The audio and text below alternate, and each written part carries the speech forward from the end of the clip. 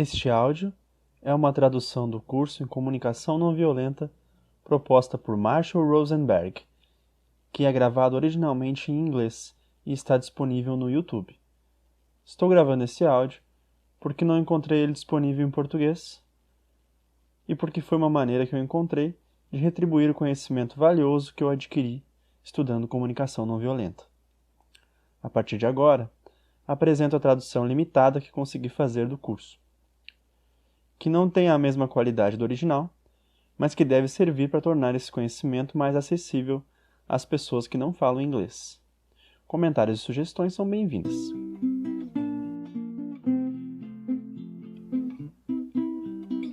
Esta é a seção 1 do curso Comunicação Não Violenta com Marshall Rosenberg.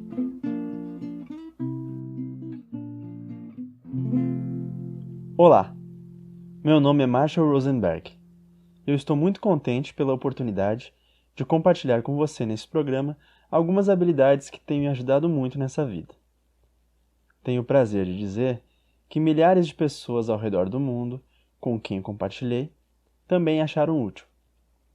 Então estou contente por poder compartilhar isso com você nesse programa. Nessa sessão, estarei dando uma introdução de como eu vinha desenvolver esse processo, do qual estaremos falando. Vou explicar o seu propósito e dar uma visão geral do assunto. O processo eu chamo de comunicação não violenta. E eu não gosto desse título. Mas por que eu uso?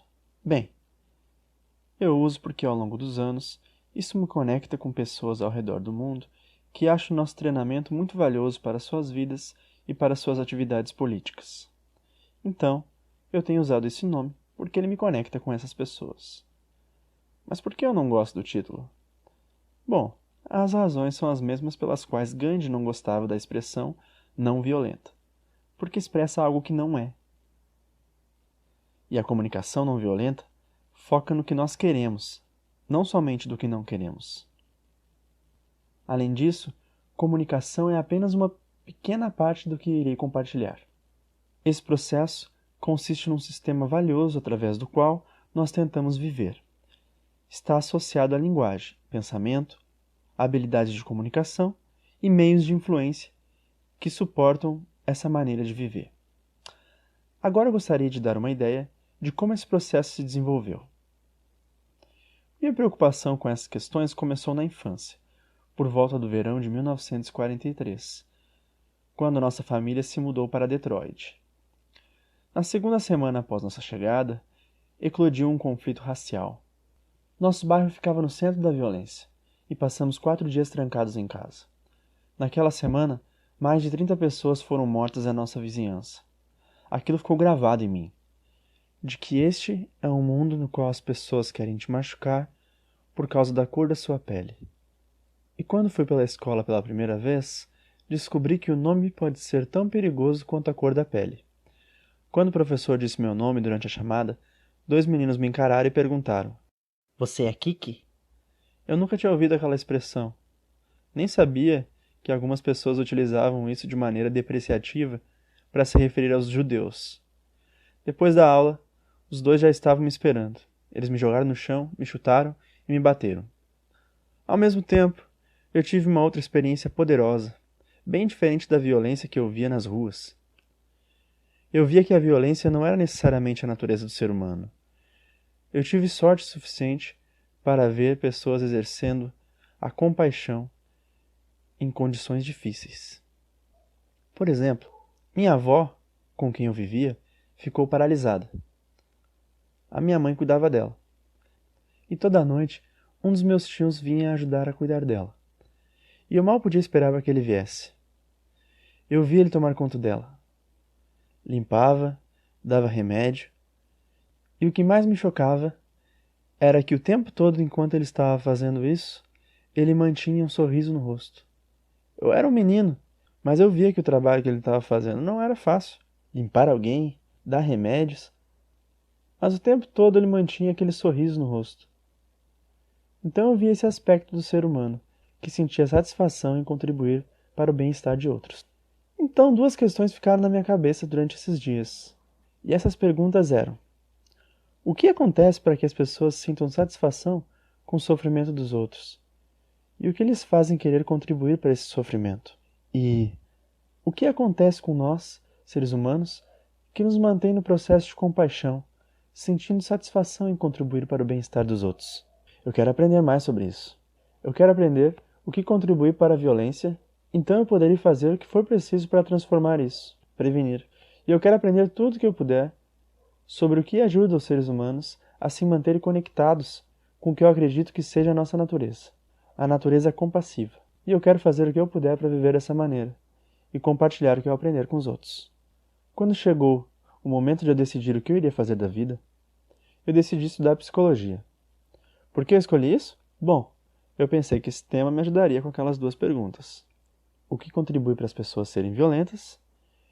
E que tipo de aprendizado ajuda as pessoas a se manterem conectadas com a sua natureza compassiva? Então eu fui para a universidade, com a ideia de me tornar um psicólogo clínico.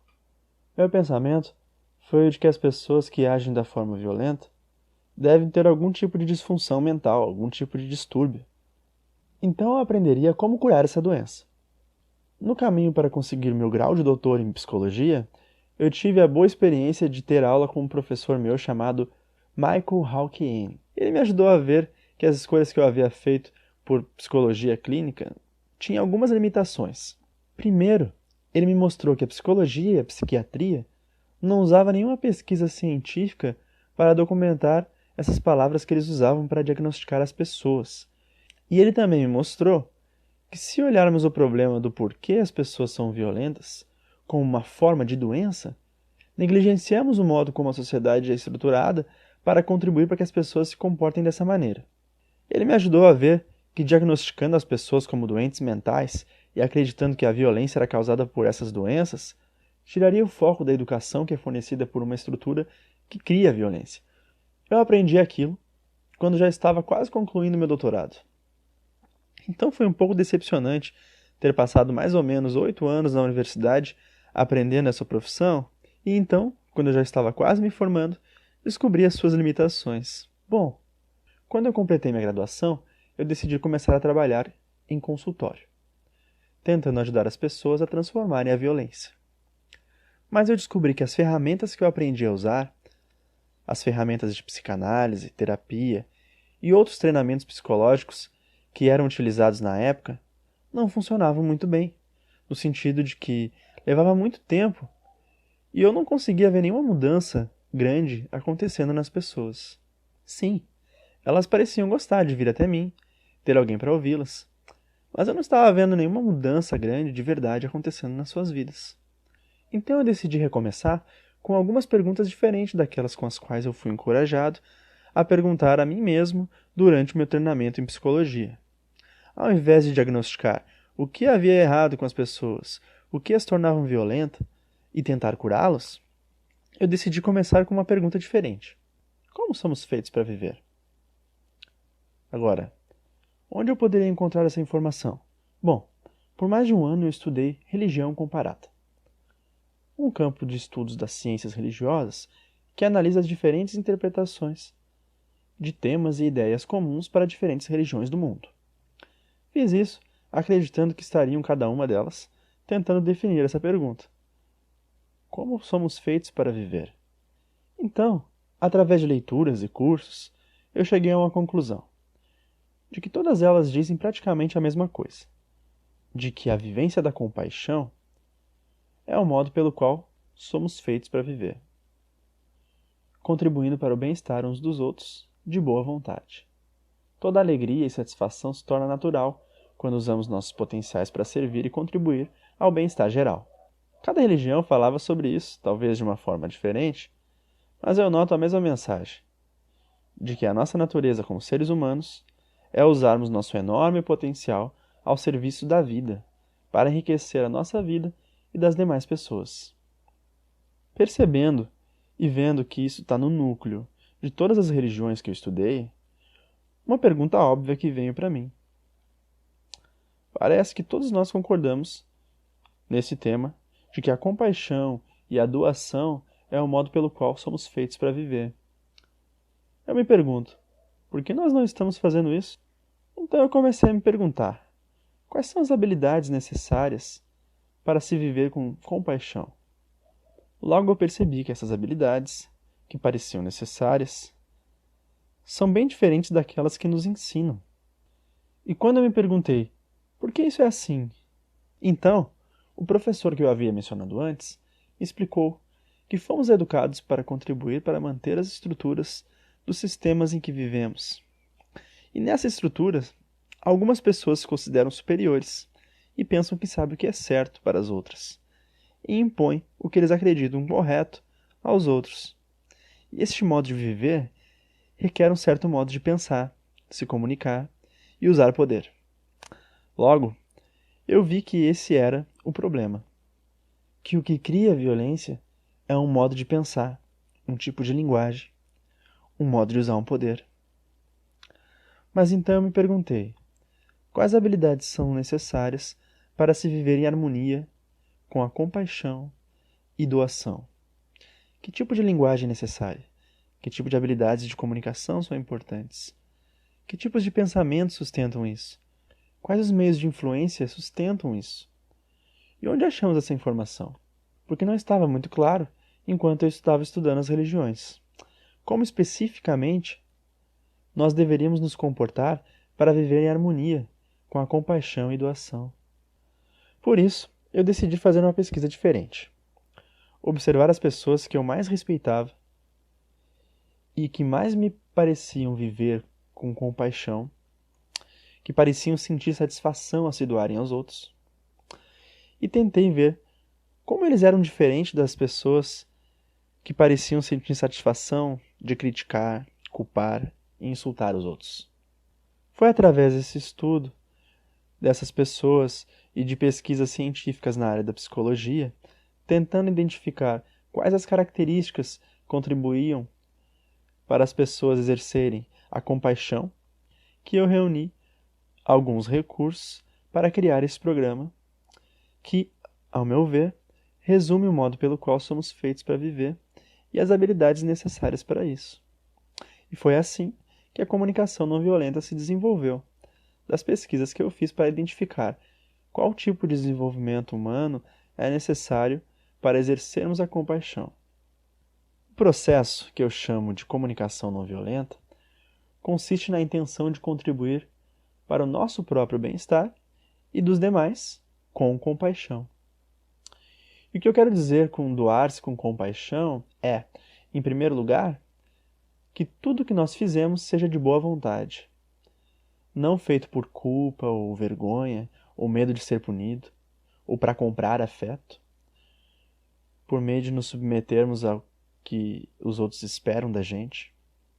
Eu vi que a intenção pela qual eu gostaria de viver, e que eu percebi que era necessário para doar-se com compaixão, é nos doar somente através da alegria, que vem naturalmente quando contribuímos para a vida, a nossa própria e dos outros. E organizei esse conhecimento nesse programa que eu chamo de comunicação não violenta. No tempo que eu aplicava a psicologia em atendimentos particulares, as pessoas vinham a mim por estarem com depressão, crianças eram enviadas a mim porque tinham problemas na escola, casais vinham a mim por problemas de relacionamento.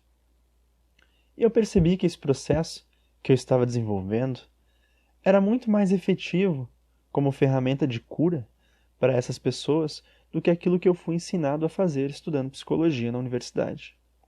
No início eu fiquei chocado, porque era muito diferente do que eu havia sido treinado, como analisar as pessoas e fornecer psicoterapia. Parecia tão simples apenas mostrar-lhes como diferentes maneiras de agir, pensar, se comunicar e usar o poder poderia corrigir problemas que costumavam levar meses e não tinham os mesmos resultados.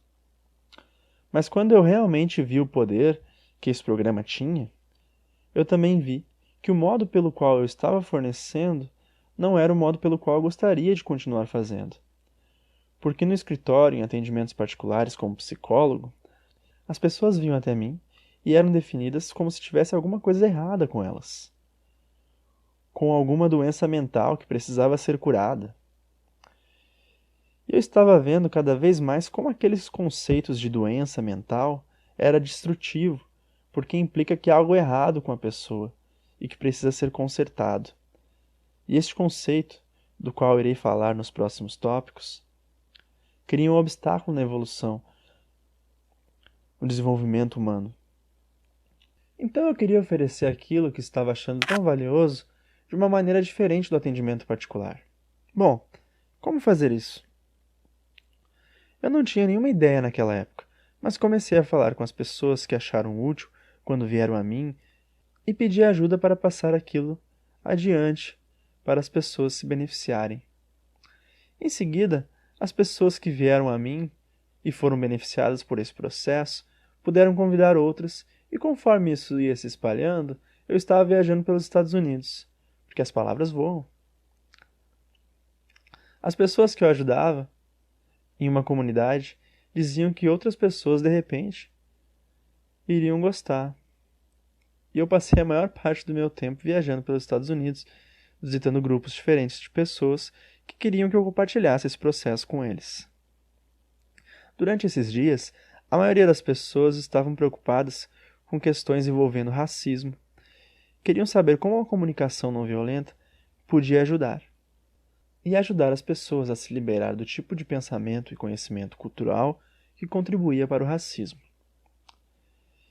E eu estava trabalhando nesse problema com muitas pessoas nos Estados Unidos, mais especificamente nos estados do Sul, porque naquele tempo o país estava entrando numa segregação nas escolas, e muitos problemas estavam ocorrendo. Então, as pessoas achavam que a comunicação não violenta era muito útil, tanto na transformação do tipo de pensamento racista em pensamentos que respeitavam mais as diferenças, como na reconciliação de grupos da comunidade que estavam envolvidos nesse tema. Além de lidar com grupos relacionados a racismo, comecei a trabalhar com grupos relacionados a sexismo. E novamente descobrimos que o processo era muito útil no trabalho que as pessoas estavam fazendo naquela área. Um dos problemas que eu enfrentei foi que, trabalhando com as pessoas na área do racismo e do sexismo, frequentemente eles não tinham muito dinheiro para me oferecer pela ajuda que eu estava dando a eles. Quando eu trabalhava na clínica particular, as pessoas que eu atendia tinham melhores condições financeiras. Mas quando eu saí para oferecer o serviço às pessoas, os primeiros grupos que eu atendia não tinham boas condições financeiras.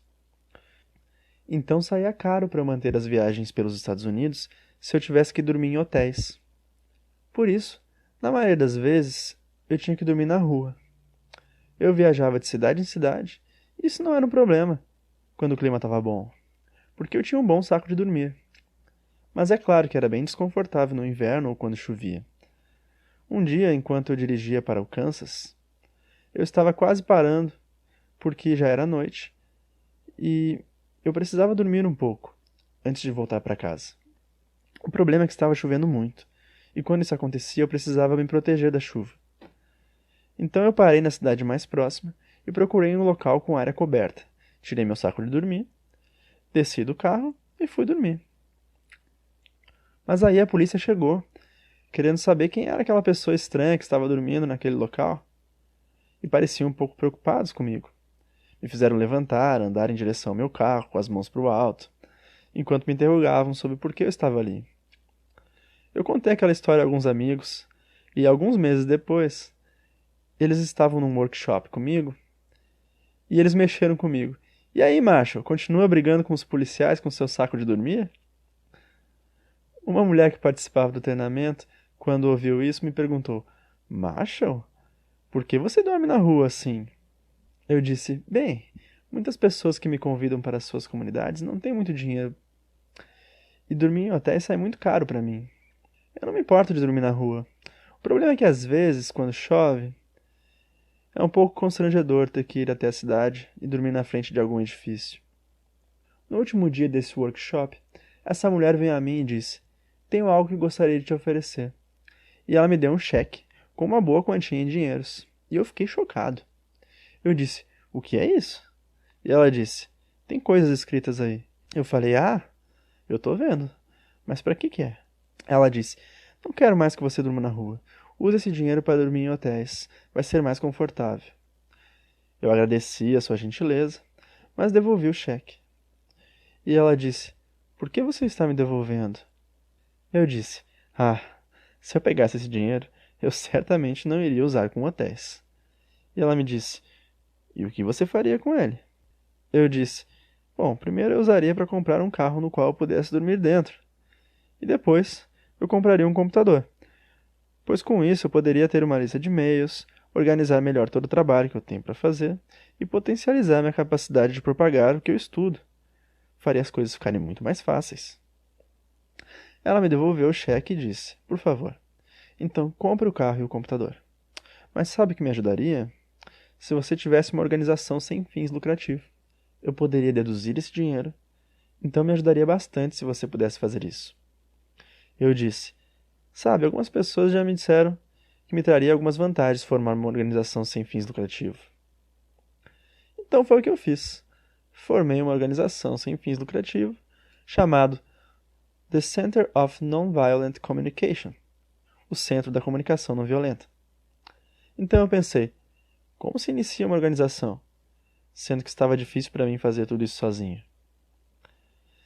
Então eu enviei uma carta para pessoas ao redor dos Estados Unidos e Canadá que tinham achado a minha formação útil e convidei para nos reunirmos, caso eles tivessem interesse em compartilhar comigo esse desafio. Eu fiquei encantado ao descobrir que 23 pessoas aceitaram o meu convite, e eles tinham esse interesse em comum, de trabalhar comigo, para tornar o treinamento mais disponível. Mas eles foram tão eficazes em me levar para vários lugares nos Estados Unidos e Canadá, que eu via, dia após dia, como era valioso o processo, quantas pessoas estavam usando, de tantas maneiras. Então eu vi que era muito importante torná-lo independente da minha disponibilidade. Exatamente nessa época eu estava lendo um trabalho de Paulo Freire no Brasil. Ele era chefe do Departamento de Educação no Brasil, onde havia uma taxa de alfabetização muito baixa, e ele veio com um programa muito criativo para aumentar a alfabetização no Brasil. Em vez de depender de professores bem treinados para ensinar leitura, ele desenvolveu um programa muito inteligente e muito simples, em que as pessoas que estavam aprendendo poderiam vir a ensinar outras. Através desse processo, ele espalhou rápido as habilidades de alfabetização em todo o Brasil. Mas ele fez algo mais, que também foi muito inteligente. Ele integrou nesse ensino de alfabetização ideias para levar as pessoas a pensarem como seu governo estava trabalhando e qual poder elas tinham para mudar as coisas que não estavam em harmonia com seus valores. Dentro de um curto período de tempo, ele estava conseguindo com que cerca de 85% das pessoas fossem alfabetizadas, sendo que quando ele começou havia cerca de 3%. Bem, isso realmente me estimulou e eu pensei: será que eu posso fazer um processo tão claro que eu poderia ensinar outras pessoas a passar esse conhecimento adiante? E eu comecei esse experimento em 3 cidades que eu estava trabalhando na maior parte do tempo: São Francisco, na Califórnia, Toronto, no Canadá, e Norfolk, na Virgínia. E eu encontrei pessoas que estavam achando muito útil o processo e expliquei para eles como é que eu oferecia esse conhecimento e mostrei como é que eles poderiam ensinar os outros. Antes que eu soubesse, essas equipes ensinaram outras equipes nos Estados Unidos, e então uma mulher, em uma das cidades da Califórnia, achou que esse processo poderia ser útil para as pessoas na Suíça. Ela disse: "Se eu voltar para a Suíça e contar às pessoas e elas ficarem interessadas, você iria lá?" E ela voltou para casa, encontrando as pessoas que estavam interessadas, e em seguida eu fui para a Suíça e apliquei o processo. E quando as pessoas dos Estados Unidos souberam que eu havia ido para a Suíça, eles disseram: "Bem, nós conhecemos umas pessoas na Alemanha." E, bom, lá estava eu na Alemanha. E logo após eu comecei a ir para a Europa. Isso já faz uns 30 anos. E nesses 30 anos nosso processo se espalhou pelo mundo inteiro. E agora nós já temos projetos que vão em aproximadamente 50 países. Nós contamos com uma equipe de 200 pessoas aproximadamente. E essas pessoas são capacitadas para formar outras pessoas que irão ensinar outras pessoas e assim por diante. Por isso, estamos vendo uma distribuição muito rápida desse processo de comunicação não violenta. Agora que eu dei uma ideia do propósito da comunicação não violenta, que é para nos fornecer uma linguagem com pensamento, comunicação e meios de influência que nos permitam nos conectarmos com nós e com os demais, de forma que promova a doação e compaixão, gostaria de esclarecer sobre a estrutura do processo em si. Nas sessões seguintes veremos esses componentes com mais detalhes, mas por ora, deixe-me apenas dar uma visão geral dos elementos que a comunicação não violenta utiliza para criar doação e compaixão. Em primeiro lugar, existe uma transformação radical na linguagem. Por cerca de 10 mil anos, sobre a maioria dos povos do nosso planeta, tem atuado, de acordo com o que eu chamo, estruturas de dominação. Estruturas nas quais algumas pessoas afirmam ser superiores e ter o direito de controlar outros, porque elas sabem o que é melhor. Algumas dessas pessoas se intitulam reis, outras se intitulam czar ou imperador, mas independente de como elas se intitulam, é muito importante para que essas estruturas se mantenham no poder que o povo seja educado para ser obediente a eles. Então, como é que você educa um povo para ser submisso e obediente? Bem, você precisa lhes ensinar uma língua na qual eles se desconectam dos seus próprios poderes e permitir que as autoridades os guiem em relação a como eles foram feitos para viver. Isso requer uma linguagem estática, que descreve o que as pessoas são, se elas são boas, ruins, certas ou erradas, normais ou anormais. Então, para manter as estruturas de dominação, um componente central é educar as pessoas com uma linguagem estática, que usa o verbo ser de modo que condene as pessoas pelos seus comportamentos, suas aparências, sua inteligência. E além dessa linguagem, que eu chamo de linguagem de dominação, também é importante ensinar a pessoa uma justiça retributiva. A justiça retributiva basicamente implica que se você for julgado como ruim pelas autoridades, você merece sofrer, ser punido. Se você for julgado positivamente pelas autoridades, é bom, então merece ser recompensado. Eu penso que essa combinação de ensinar as pessoas a pensar dessa forma estática, em termos de bom, mal, certo, errado, normal, anormal, apropriado, inapropriado, mentalmente normal, mentalmente doente, essa maneira de pensar, combinada com a justiça retributiva, baseada em punição ou recompensa, eu acredito que isso está no coração da violência no nosso planeta. A comunicação não violenta nos oferece uma linguagem diferente dessa linguagem que implica que as pessoas merecem ser punidas ou recompensadas. Ela focaliza a nossa atenção nas necessidades humanas, se as necessidades humanas estão sendo atendidas ou não. Quando não estão atendidas, obviamente, iremos procurar meios para que possamos nos comportar de maneira a atender ou nutrir essas necessidades. Isso é uma maneira totalmente diferente de pensar. Assim, em vez de julgar se algo é certo ou errado, para determinar se as pessoas devem ser punidas ou não, recompensadas ou não, a comunicação não violenta se concentra no que está acontecendo com as suas necessidades. Se nossas necessidades não estão sendo satisfeitas pelo que está acontecendo, tomamos medidas que atendam às nossas necessidades. Se as necessidades estão sendo satisfeitas, vamos celebrar. Então, nós saímos da linguagem de dominação, da linguagem que julga o que as pessoas são, para a comunicação não violenta, que nos mostra outras formas importantes da comunicação que nos permite nos expressar de maneira a compreender as necessidades das pessoas. Primeiro, a comunicação não violenta sugere clareza sobre as ações que estão fazendo com que as necessidades sejam atendidas ou não. A comunicação não violenta sugere que façamos observações claras, que possamos dizer às pessoas quando as suas ações estão ou não atendendo às nossas necessidades.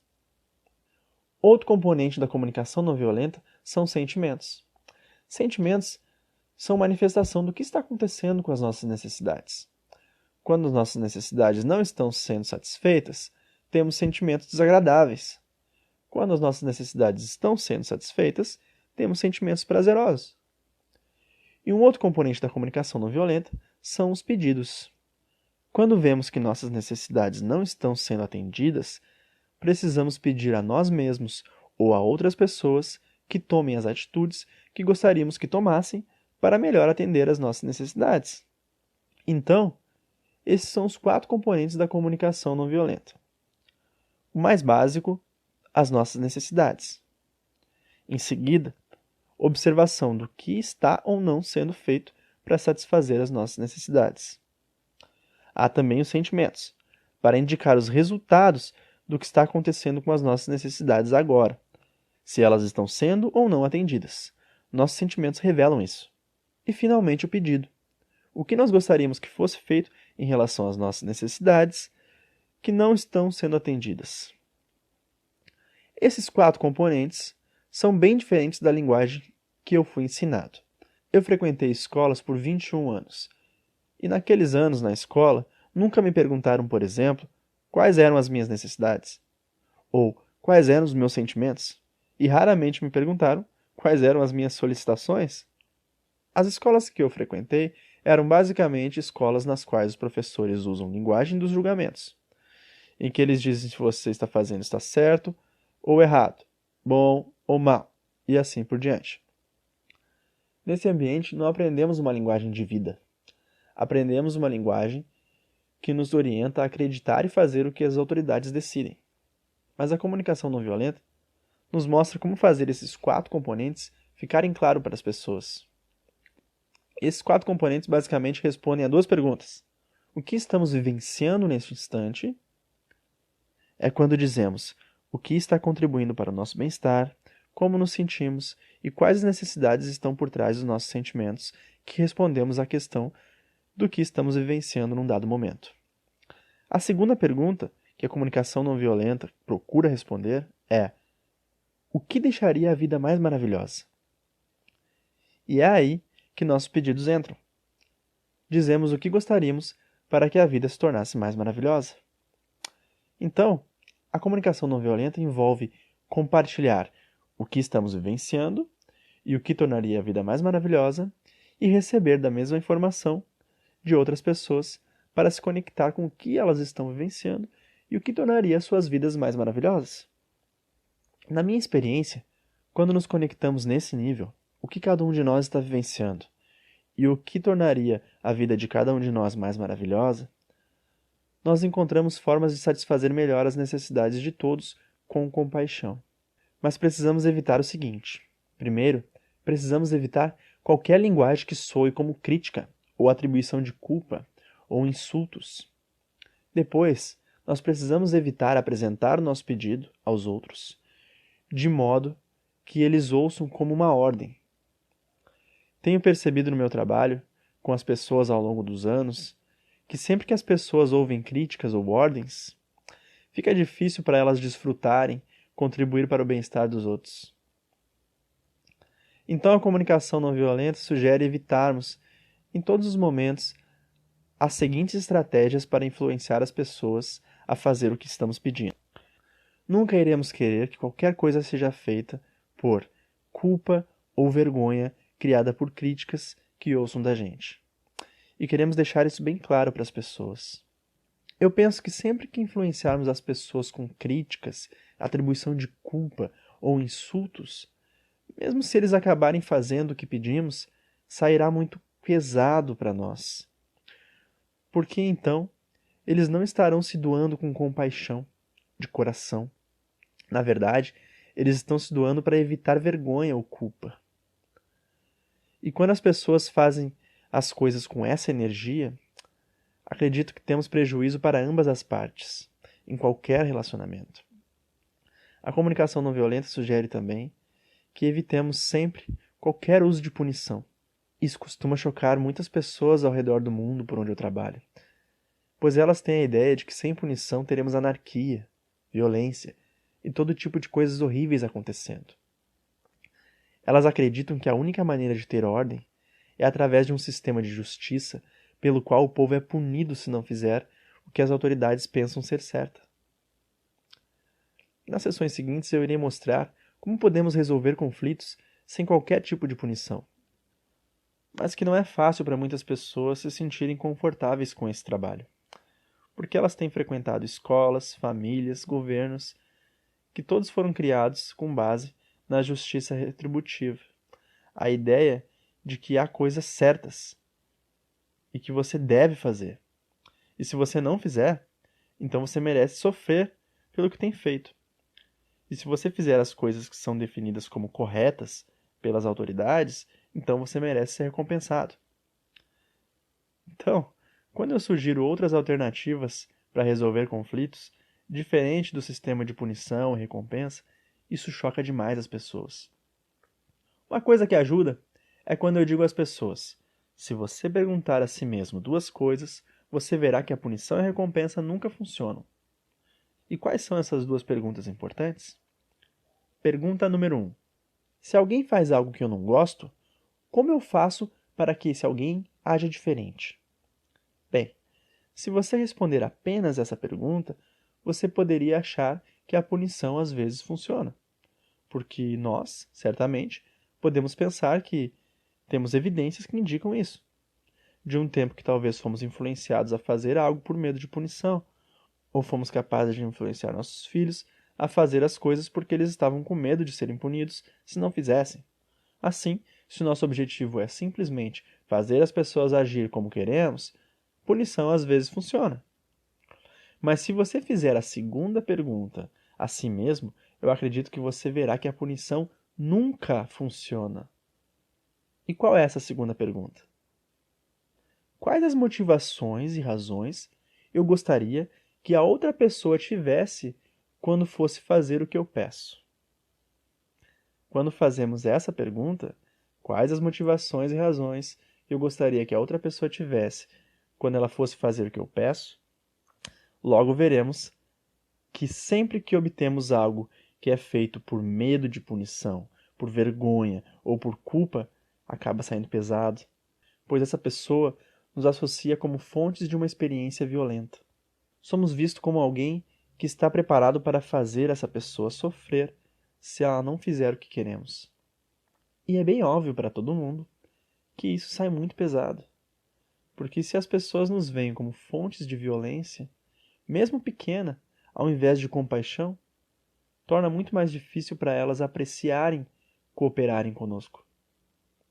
Agora, as pessoas se perguntam por que eu coloco as recompensas na mesma categoria das coisas que eu não gostaria que fossem a motivação ou a razão das outras pessoas para fazerem o que eu quero. Elas dizem: recompensas são legais, elas ajudam as pessoas a fazer as coisas. Eu digo que elas realmente podem motivar as pessoas a fazerem as coisas, mas isso não é a mesma coisa que motivar as pessoas a fazerem as coisas por compaixão, pelo prazer que vem naturalmente ao contribuir para o bem-estar dos demais. Recompensas fazem as pessoas fazerem as coisas com uma energia totalmente diferente, não pelo desejo de enriquecer a vida, mas pelo desejo de ganhar algo que elas querem ganhar. Eu gosto muito do livro do Alf Kohn, Punished by Reward, Punidos pelas Recompensas, por esclarecer como a recompensa é tão violenta quanto a punição ou o castigo. Então a comunicação não violenta sugere que não só devemos evitar críticas, punições e recompensas, como também alerta sobre o perigo de uma linguagem que nega a responsabilidade. Eu costumo me referir a essa linguagem, que nega a responsabilidade, com a palavra alemã Amtssprache. Eu comecei a usar essa palavra Amtssprache por ter lido sobre um criminoso de guerra nazista chamado Adolf Eichmann. Em seu julgamento por crimes de guerra em Jerusalém, quando perguntaram a Eichmann se foi difícil para ele enviar milhares de pessoas para a morte, Eichmann respondeu com muita honestidade. Ele disse: para falar a verdade, foi bem fácil. Nossa linguagem faz isso ficar muito fácil. Aquela resposta chocou o seu entrevistador, que perguntou: que linguagem? E ele disse: meus colegas, oficiais nazistas e eu, nós criamos um nome para descrever a linguagem que fomos ensinados a usar nas escolas, especialmente a usar em nossas posições oficiais e militares. Nós chamamos essa linguagem de Amtssprache. Bem, em alemão, Amts significa linguagem e Sprache, escritório. Então eles se referem a uma linguagem burocrática, ou burocratês. Pediram então a Eichmann para dar alguns exemplos de Amtssprache. E ele disse: é uma linguagem em que você nega a responsabilidade pelas suas ações. E se você não se sente responsável, então você não se sente mal pelo que você faz. Por exemplo, enviar pessoas para morrer. E pediram ele para dar alguns exemplos de como essa linguagem era utilizada. Então ele disse: bem, se alguém pergunta, por que você faz isso? Você diz, tive de fazer isso, não tive escolha. Se perguntassem, por que você teve que fazer? Eu responderia, ordens superiores. A política institucional era essa. Era o que a lei mandava. E coisas assim. Essa linguagem é muito perigosa. Uma linguagem que nega a nossa capacidade de escolha. A comunicação não violenta é projetada para nos ajudar a permanecermos conscientes das nossas escolhas a cada momento, acreditando que cada atitude que tomarmos, escolhemos tomá-las. Não necessariamente gostamos de algumas atitudes que tomamos, mas não fazemos nada que não escolhemos fazer. Isso incomoda muita gente quando eu digo isso nos nossos treinamentos ao redor do mundo. Por exemplo, nas cidades dos Estados Unidos, eu estava trabalhando com alguns pais e professores, e quando eu sugeri que expressões como tenho que, sou obrigado a, devo e não posso podem ser perigosas, e eu considero perigoso porque isso leva as pessoas a não se sentirem responsáveis por suas ações, uma das mulheres que participavam dessa sessão ficou muito incomodada e disse: ah, mas há coisas que você tem que fazer e não tem escolha. Há coisas que eu faço todos os dias que eu odeio fazer, mas que são coisas que eu preciso fazer. E é nosso trabalho como pais e professores conferir se as nossas crianças também estão fazendo o que eles têm que fazer. E eu disse a ela: você poderia me dar algum exemplo de algo que você faz e que você acredita agora que você não tem escolha? Ela pensou um momento e disse: ah, tem tantas coisas, mas ok, aqui vai uma. Quando eu volto para casa de noite, eu tenho que cozinhar. Eu odeio cozinhar. Eu odeio com toda a minha força. Mas eu tenho feito isso todos os dias da minha vida por 20 anos. Até mesmo quando eu estive doente, eu faço. Porque tem coisas que simplesmente você tem que fazer. E eu disse a ela que eu ficava muito triste quando eu ouvia que alguém tinha que fazer alguma coisa, mesmo se fosse uma só vez, tendo como motivação esse tipo de pensamento.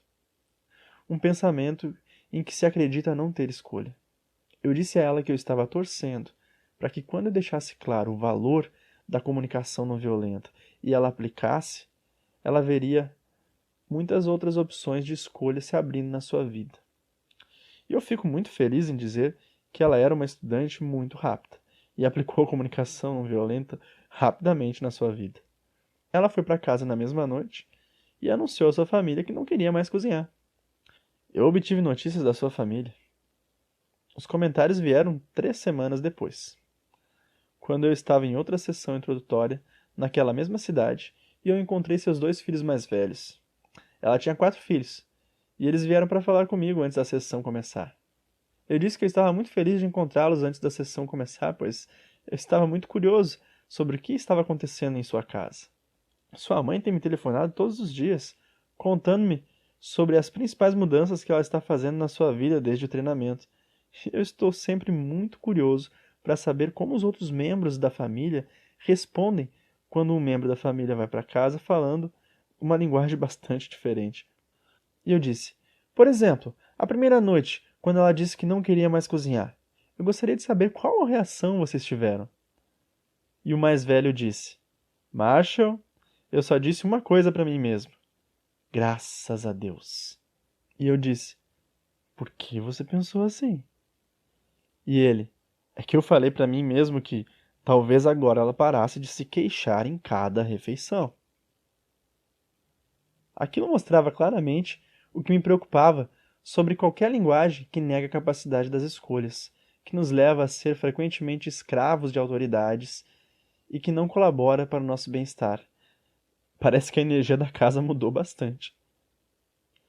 Então, a comunicação não violenta é uma linguagem que nos deixa mais consciente de que temos escolha a cada momento das nossas vidas. Temos escolhas. Ninguém pode nos obrigar a fazer algo. Meus próprios filhos me ensinaram isso por volta dos 2 anos de idade, que eu não poderia obrigá-los a fazer nada. Eu poderia dizer, por favor, guarde seus brinquedos, agora é hora de jantar. E eles diriam, não. E eu diria, você está ouvindo, papai? Eu disse, por favor, guarde os seus brinquedos. Não! Meus filhos me ensinaram. Eu não podia obrigá-los a nada. Eu só podia fazê-los desejar ter tido vontade de fazer. Mas ao fazer isso, eles me ensinavam outra lição. Que se eu os fizessem desejar ter tido vontade de fazer o que eu queria, eles me fariam desejar não ter feito aquilo. Ou seja, se você força alguém de uma maneira e essa pessoa não age por motivações próprias, no máximo ela pode desejar ter tido vontade de agir daquela maneira, para não precisar ter sido obrigada. Porém, a energia das suas ações é pesada, e tanto quem age como quem manda agir sofre com isso. Em outras palavras, violência cria violência, punição cria revolta. Nas sessões seguintes, nós estaremos olhando várias aplicações da comunicação não violenta em nossas vidas. Por exemplo, na sessão 2, eu descreverei como a comunicação não violenta nos ajuda a estar consciente de como nós escolhemos viver e de como nós podemos nos liberar de qualquer doutrinação cultural que interfira na nossa vida e na harmonia dos nossos valores pessoais. Em outras palavras, essa sessão nos mostrará como viver a vida dentro de nós mesmos, que reflete o tipo de mundo em que nós queremos viver. Se não somos capazes de viver de acordo com a natureza íntima das nossas escolhas, será muito difícil para nós contribuirmos para a criação de um mundo exterior que esteja em harmonia com os nossos valores. Na seção 3, estarei descrevendo como a comunicação não violenta nos ajuda a sermos honestos uns com os outros, sem nenhuma crítica, sem atribuição de culpa, sem insultar. Ou seja, como podemos ser honestos, revelando o que estamos vivenciando e o que tornaria a nossa vida mais maravilhosa, mas sem usar crítica ou exigência. Na seção 4, veremos como usar a empatia para se conectar com as mensagens das outras pessoas. E por essa conexão empática, me refiro a como nós vemos o que as outras pessoas estão vivenciando e o que faria suas vidas mais maravilhosas, e como nos conectar a elas dessa forma, independente de como elas se comunicam. Isso é uma das coisas que você poderá fazer em relação às pessoas usando a comunicação não violenta, pois ela não exige a cooperação de outras pessoas para que possamos chegar a essa conexão, onde a necessidade de todos podem ser satisfeitas com compaixão e doação. Nossa capacidade de ouvir o que elas estão vivenciando e o que tornaria suas vidas mais maravilhosas não depende de como elas se comunicam. Grandes oportunidades se abrem para que possamos resolver qualquer conflito sem violência. Na seção 5, veremos como a comunicação não violenta nos ajuda a obter as nossas necessidades afetivas sendo atendidas em relacionamentos íntimos. Na seção 6, veremos como nós lidamos com autoridades e como assumimos papéis de autoridade, só que fazendo isso, vendo o povo e as autoridades como possibilidades de complementação, não como controladores. E veremos como isso implica ao papel dos pais, professores ou gerentes, ou em qualquer papel em que somos definidos como algum tipo de autoridade. Na seção 7, estarei mostrando como a comunicação não violenta pode contribuir para cura emocional. E veremos como cada um de nós tem o potencial para contribuir para a cura um do outro, quando nos desenvolvemos em uma comunicação empática e nos expressamos com honestidade. Também veremos na seção 7 como a comunicação não violenta nos ajuda quando estamos mediando conflitos de outras pessoas. Seja por convite ou seja por estarmos presentes em uma situação onde podemos usar as nossas habilidades de mediação, mesmo que as pessoas nem sejam cientes de que estamos fazendo isso. E também veremos como a comunicação não violenta nos auxilia a ajudar a trazer a reconciliação entre grupos, onde haja mágoa uns com os outros. Estejam esses grupos na família ou no contexto de negócio, ou até mesmo em grupos de países com conflitos. Na seção 8, vou descrever como a comunicação não violenta pode nos auxiliar em nossos esforços de mudança social. Precisamos não apenas saber como influenciar indivíduos que estão se comportando de maneira que não estamos gostando, mas também precisamos saber como fazer toda a transformação necessária para que essa mudança social ocorra. E isso significa que não são apenas os indivíduos que precisam saber transformar, mas os grupos de indivíduos, independente se esses grupos chamam a si mesmos de gangues ou se chamam a si mesmos de corporações governamentais. Veremos nessa sessão como a comunicação não violenta pode nos auxiliar na mudança social. Na sessão 9, veremos como manter a energia e o estado de consciência que a comunicação não violenta requer. E veremos o papel da celebração e da gratidão, ajudando a nos dar a energia que é preciso para sustentar uma vida de compaixão no mundo que faz disso uma atitude desafiadora. As pessoas que estudaram comunicação não violenta conosco geralmente têm duas coisas para dizer. Primeiro, elas dizem: isso é muito simples, pois basicamente se concentra nessas duas perguntas que descrevi: o que estamos vivenciando e o que tornaria a vida mais maravilhosa. E ouvir essas informações dos outros: o que eles estão vivenciando e o que tornaria suas vidas mais maravilhosas. Por isso, as pessoas falam que é muito simples. Ao mesmo tempo, dizem que é bem difícil. Agora, como uma coisa pode ser tão simples e tão difícil? Bem, é simples. A comunicação não violenta é uma maneira mais natural de ser. Ela simplesmente diz: vamos ficar conectados à vida. A vida dentro de nós. Como qualquer forma de vida, seja de uma árvore ou de um animal, quer estar conectado o suficiente para saber como satisfazer as nossas necessidades. Nesse sentido, o processo é muito simples. Mas a segunda coisa que as pessoas dizem sobre ser tão difícil pode ser em razão de que ela exige nos liberar de séculos de educação e tem abafado o que nós estamos vivenciando.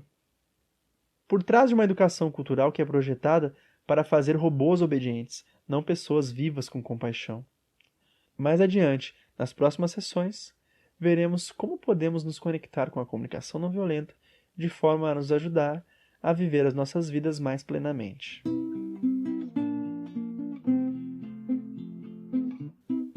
A sessão 1 do curso Comunicação Não Violenta com Marshall Rosenberg foi concluída. Nosso programa continua com a sessão 2.